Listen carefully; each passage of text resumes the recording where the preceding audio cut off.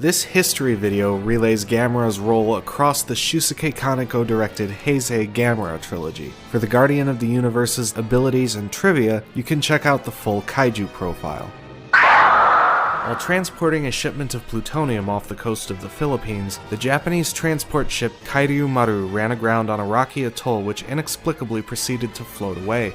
A deadly nuclear accident was avoided, but a team led by insurance investigator Naoya Kusanagi and a crew member from the Kaiju Maru's escort ship Nojima Yoshinari Yonemori sought to track down the atoll. After locating it, they discovered several kama-shaped beads, or magatama, scattered across its rocky surface, as well as a stone obelisk inscribed with rune characters. Yonemori noticed that the stone structure seemed to be at body temperature and heard a faint heartbeat just before the obelisk shattered and the atoll began to shake and break apart. He was plunged into the water and saw a colossal shape emerge from the atoll. In Fukuoka, preparations were underway to capture 3 mysterious man-eating flying monsters. Ornithologist Mayumi Nagamine, in cooperation with Nagasaki police and the Japanese government, planned to lure them inside the Fukuoka Dome using floodlights and a bait of raw meat, then sedate and trap them inside. Even with the sea monster approaching the city, the plan was carried out, with 2 of the creatures successfully caged and the 3rd escaping.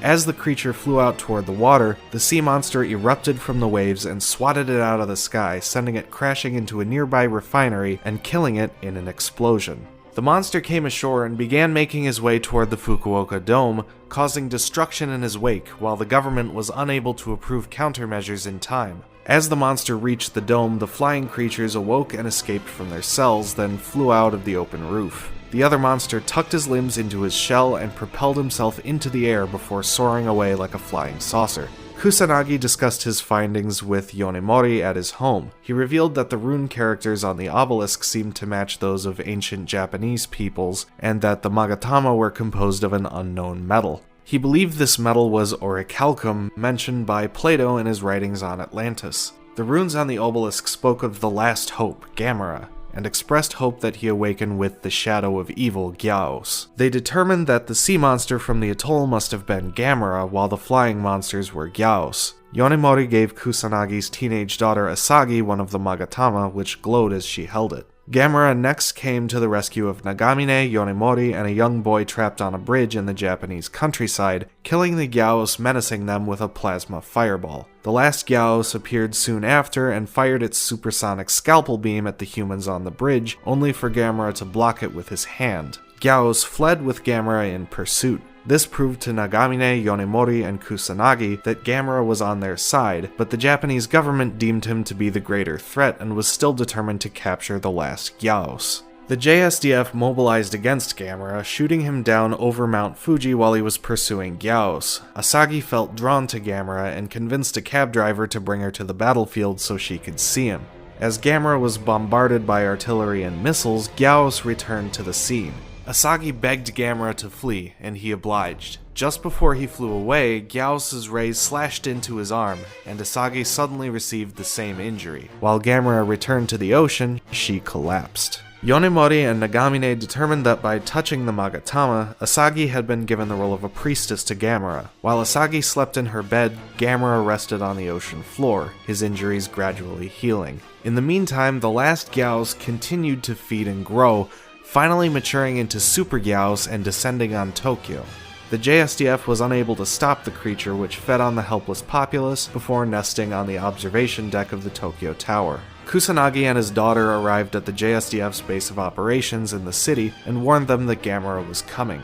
True to Asagi's prediction, Gamera erupted from underground and blasted Gyaos' nest with a fireball, destroying its eggs. The 2 ancient enemies battled across the city. After a fierce tooth and claw scuffle on the ground, Gamera took flight with Gyaos in pursuit, and Asagi and her allies observing from a helicopter. Upon reaching the upper atmosphere, Gamera bit down on his enemy's leg and plummeted back downward. Gyaos severed its foot with its beam and freed itself from Gamera's grip, while he plunged right into a factory and was consumed by an explosion.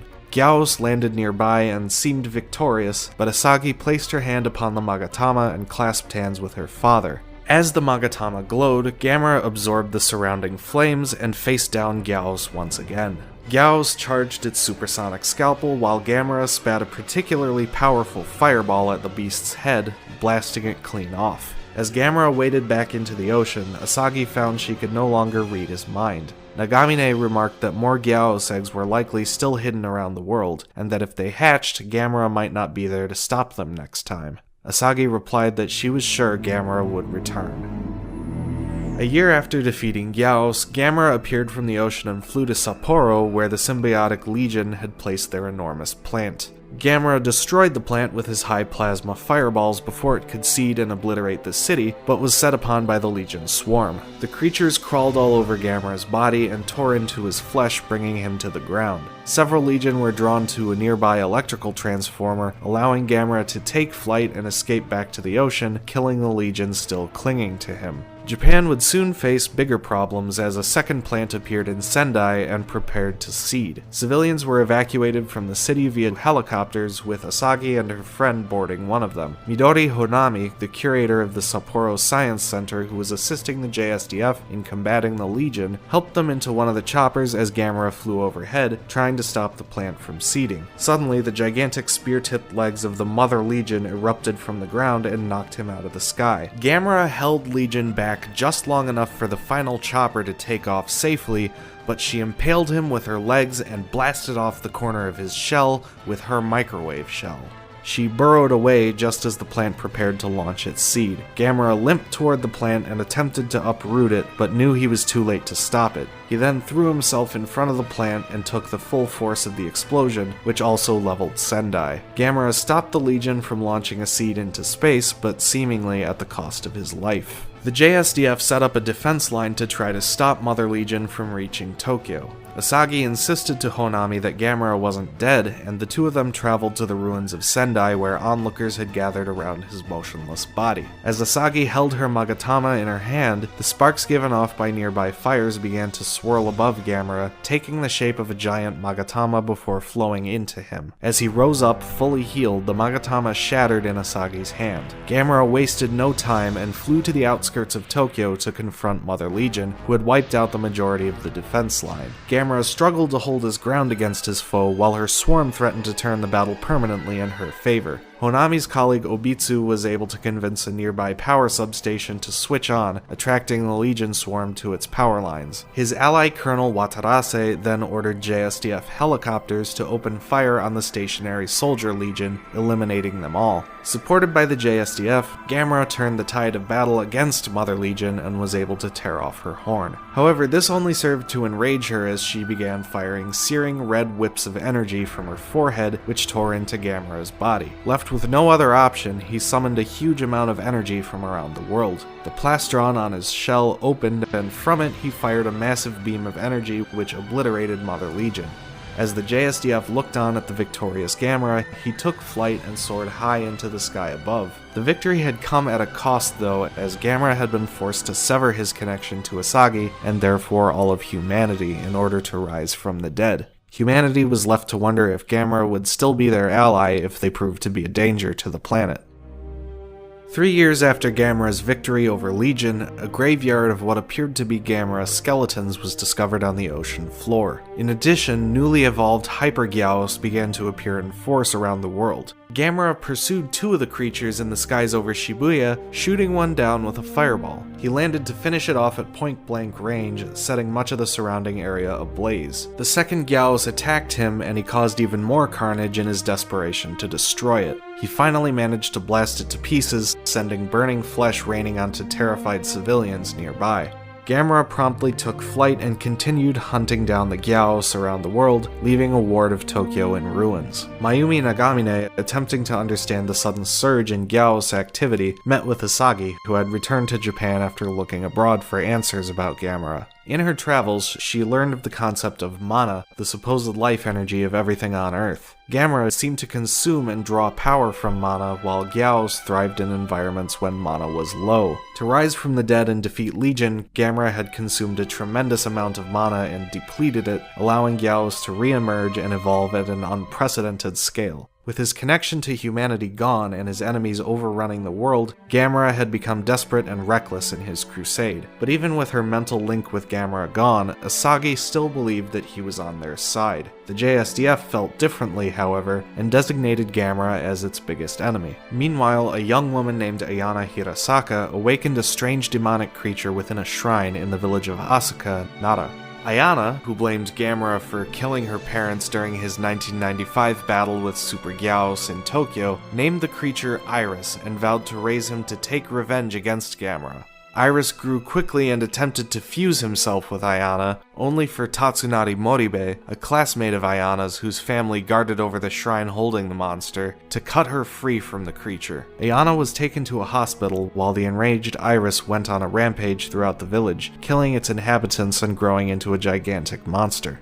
Mito Asakura, an occultist member of the Japanese Cabinet Secretariat and supposed descendant of the Atlanteans, and game programmer Shinya Kurata, who both believed Gamera needed to die so that Gyaos could reduce the human population and save the world, took interest in Ayana's bond with Iris and attempted to exploit it by bringing her to a shrine in Kyoto. Nagamine analyzed tissue samples Iris left behind, determining that he was a Gyaos mutation that could fuse with a human and evolve himself further. She traveled to Kyoto with Asagi and confronted Shinya, who crowed that Gamera's defense of humanity made him weak. He also believed the Gamera skeletons discovered on the ocean floor were beta versions, discarded once the Atlanteans successfully created the finished Gamera, a vessel they infused with mana. Nagamine and Asagi tried to leave Kyoto with Ayana, but as they reached Kyoto Station, the entire city was struck by a typhoon, halting all travel. In the meantime, the JSDF had unsuccessfully assaulted the adult form of Iris, which wiped out the attacking troops and began flying toward Kyoto. Fighter jets pursued the monster, but were interrupted by the arrival of Gamera, who engaged in a dogfight with Iris. The JSDF was ordered to shift its target from Iris to Gamera and shot him down.